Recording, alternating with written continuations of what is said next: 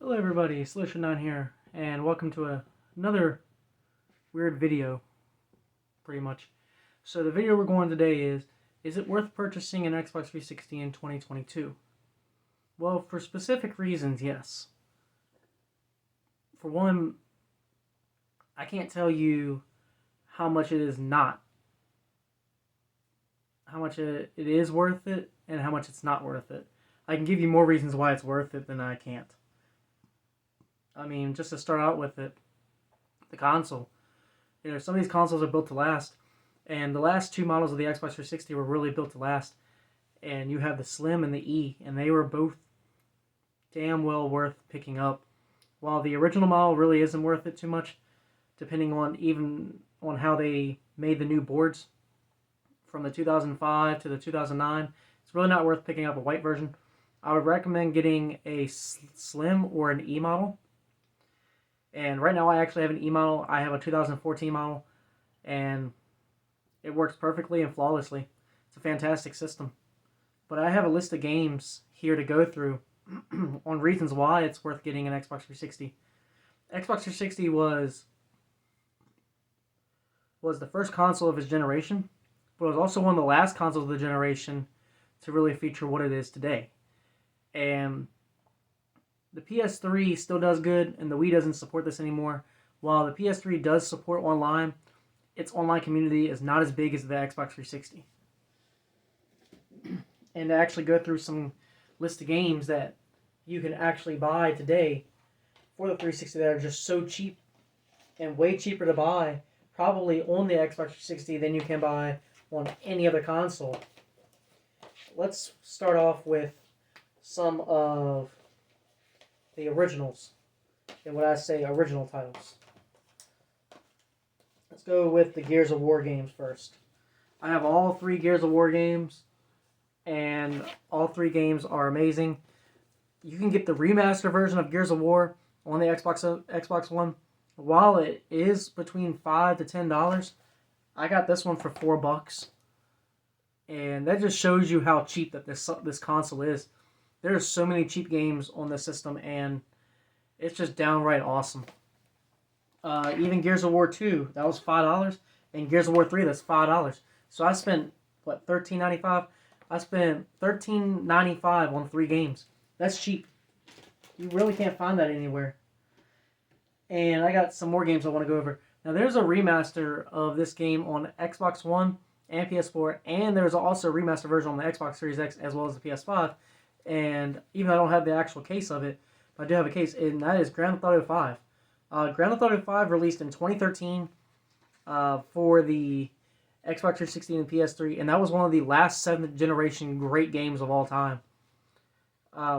Technically, Rockstar was actually going to wait until the next generation, but they thought it was really good to go ahead and put on these generational systems, and they were absolutely right. Now, while the Xbox 360 version of this and the PS3 version are between $10 and $15, the PS4 and Xbox One version are between $20 to $25, while you can get the PS5 and Xbox Series X version for $40. Why would I want to do that when I can just pick up one that's $10 and it displays HDMI? Well worth it. One of the next games I really want to talk about, and these are games that you really can't find on any other system unless you go down like PS2 or original Xbox, and that is Burnout Revenge. Yes, you can play this.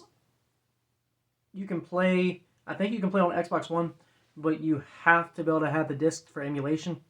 While, here's the thing, you can actually purchase the game on there for $10. Why not just go ahead and just play the game and buy the game on disc and have it then? The other thing about it is that there's only select titles up on the Xbox One and Xbox Series X that can only play specific games. And I'm pretty sure out of the almost 1,300 games physically released on the Xbox 360, I think it's only around about 500 games that you can only play on Xbox One and Xbox Series X. Now, with the original Xbox, it's even crazier. For the Xbox 360, you can only play about 400. I think it's like 460. And then for Xbox One, I'm pretty sure it's about 65 or 67 games. So that list dramatically drops. So in some cases, yeah. But we can get back to that. This version is definitely, to me, the best version to get. And I highly recommend it. Now I want to go through 2 more games that you cannot play on Xbox One.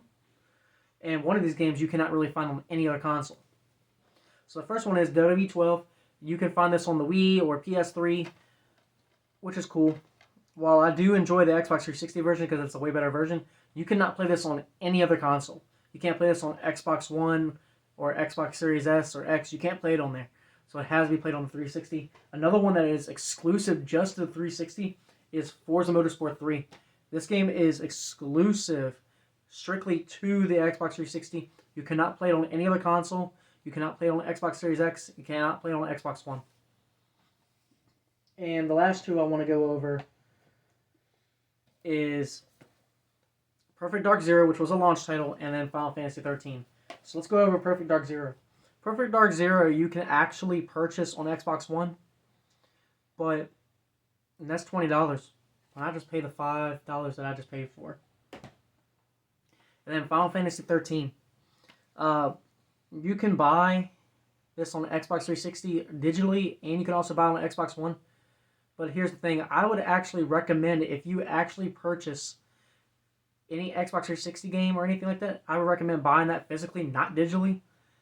Because if you ever have your internet down, you can't really play your digital games, so it's really not worth buying. But with this game, as it is, this game is about $20 digitally on the Xbox Store for Xbox One, Xbox Series X, S, things like that. I paid $5 for it. The other thing that you won't find to be able to be played on the Xbox Series S or X is you cannot use the original controller. It has its own controller, and you're not able to use the original one, which is quite dumb in my book. I really hate that. But yeah, in my opinion, the Xbox 360 is well worth getting in 2022. The online community is still active. There's still a huge amount of online games, despite the fact that they've cut off all the Halo games. But that's okay. You still got your Black Ops games. I'm pretty sure you still have Perfect Dark servers up there. They already cut off the Grand Theft Auto servers, which is really stupid. You still have the Gears of War servers up. I think you still have the Forza servers up. I'm pretty sure. I have plenty of other games on a stack up over there. And there are so many other games that you can actually still play online on the 360. And even if you can't play those games online, you can play them literally local multiplayer with a bunch of couch co-op people. And the online Xbox Live Store, there's a huge amount of Xbox Live arcade games that cannot be played on other consoles. There's a huge amount of them that can't be played on the Xbox Series S, Xbox Series X, Xbox One. There's so many arcade games that cannot be played up on there. There's a bunch of them. I can't name them all off because I really don't know much of them. But there's a huge amount of them that cannot be played on those systems. It's a real crazy amount. And there's other games. There's other games that are not sports games, that are like regular games. They can't even be played on Xbox One anyways. In my opinion, it is well worth getting the Xbox 360. One, because it's cheap. There are still huge, expensive Xbox One, Xbox Series X, S games out right now. Like I said, Grand Theft Auto 5. Buying that game on the PS5 or Xbox Series X is what, $40, compared to when you can pay $10 to $15 for the Xbox 360 or PS3 version. It's so much cheaper. And try to get the latest unit if you can, if you do get one. Try to get the latest unit because, it can last you about 10, 20 years. And I've had different Xboxes. I've had different white models. I've had different slim models and E models. My favorite model, to be honest with you, is the E model. It's the latest and greatest one in the franchise, and definitely is. One other thing I really want to talk about before I give my final verdict on everything, even though I keep saying how much it is worth it, is original Xbox games. There is a huge selection of original Xbox games that can be played on the 360. There's a huge amount. And there's even sports games, even content licensed games that were made like Madden, not Madden, but NFL 2K games and NHL and NASCAR. Even those games that actually have certain soundtracks in them that are probably not even censored today can be played up on there. And those games cannot be played on Xbox One or Xbox Series X or Xbox Series S. They can't be played on those systems. And that really sucks. It condemned the list from 460 some games to just 60, I think it's like 63, 60, 63 to 67 or 65, 67. I can't remember the exact number. But it's in the 60s range. And that's the amount of games you can only play that's original Xbox content on that console. And I think that's completely dumb. How you convert from 400 some games to like 60 some games. That's just not right. But not even all, but it's mostly the good ones that they converted from the original Xbox to Xbox 360. Alright, so my final verdict. Is the Xbox 360 worth buying in 2022? My answer is yes. It is most certainly well worth it. I think it is probably one of the greatest consoles to buy. And especially if you're actually trying to do a collection like I am, it is well worth it. The games are extremely cheap, and it's not going anywhere. I mean, there are tons of games out here for this system. I mean, the system sold what 80 some million units. There's plenty of consoles out there, and there are plenty of games. I mean, it sold over like 700 million games. There are so many games that's been released up on these consoles, and especially this Xbox 360 console. There are so many games. In my opinion, it is well worth getting one. I recommend picking one up. I don't know who wouldn't recommend it, but there's also other features that are on the Xbox 360 that you can't do on other consoles. And one of those things that I like is that you cannot do on the PS2, original Xbox, and some of the features that you cannot do on the Xbox Series S or the Xbox One S all digital. And that is the ability to play original Xbox, the ability to play Xbox 360, ability to play DVDs, ability to play CDs. You cannot play all of those on those kinds of consoles like that. And I highly recommend this console. Alright, everybody, I think that just explained everything on why I recommend this console. If you would like to find more content, go to www.youtube.com/slowshow9. Thank you, and have a good evening, everybody.